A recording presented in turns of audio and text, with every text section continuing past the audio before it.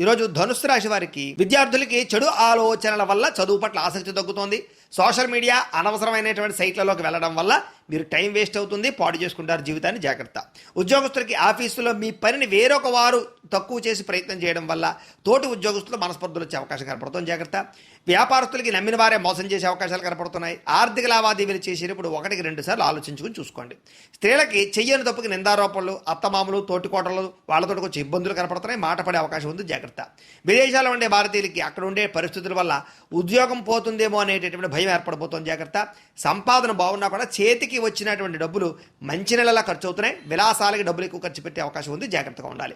అలాగే గతంలో మీకు అప్పిచ్చినటువంటి వారు మిమ్మల్ని ఇప్పుడు ఇబ్బంది పెట్టే అవకాశం కనపడుతోంది. కొత్తగా రుణాలు తీసుకోవడానికి చేసేటటువంటి ప్రయత్నాలన్నీ కూడా మీకు వాయిదా వేసుకోవడమే మంచిది.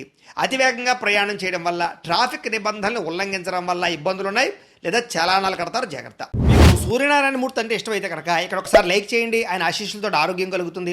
అలాగే రేపటి రాశి ఫలం కూడా మీకు రావాలన్నట్లయితే కనుక సబ్స్క్రైబ్ చేసుకుని ఫాలో అవ్వండి. అలాగే ఇక్కడ కనపడుతున్నటువంటి ఈ లింక్ మీద మీరు క్లిక్ చేసినట్లయితే మీకు ఈరోజు ఇంట్లో సూర్యనారాయణ మూర్తికి ఎలా పూజ చేసుకోవాలో వీడియో వస్తుంది.